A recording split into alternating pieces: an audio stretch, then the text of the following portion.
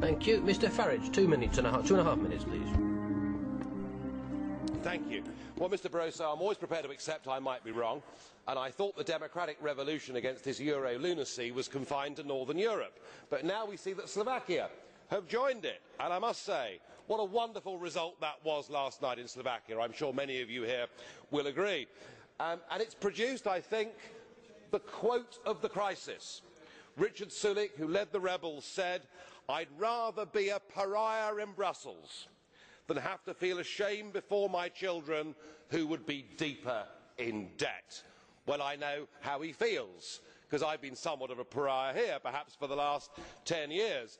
But he's got it right, because he summed up the detachment between Brussels and the real people of the European Union. And listening to this today, it's almost as if this debate's been going on inside a padded cell that is the European Parliament, as people compete for who can be the most stupid.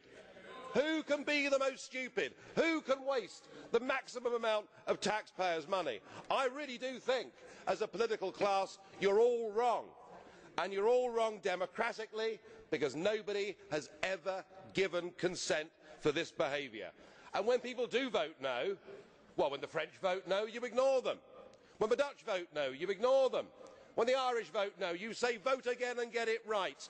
And when Slovakia vote no, well, we're told today it'll all be okay, because they can vote again this week until they get the right answer.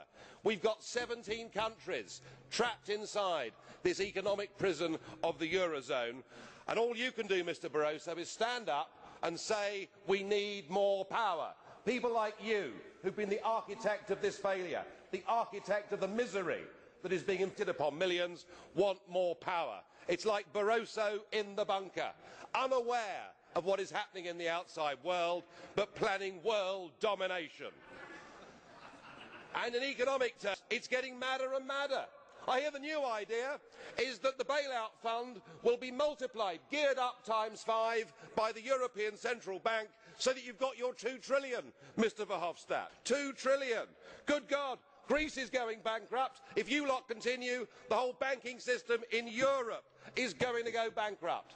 The former British Chancellor of the Exchequer, Norman Lamont, this morning described the attempts to save the euro as the most gigantic Ponzi scheme. I'm tempted to think he's right. Thank you.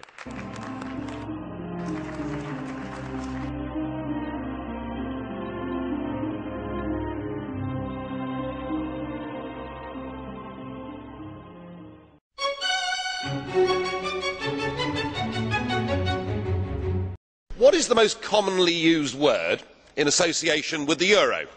No, it's not failure, though it could be. No, it's stability, isn't it? It's impossible to predict the time when confidence will be lost, but it can come quickly. Resorting to buying other paper currencies will not be of much help.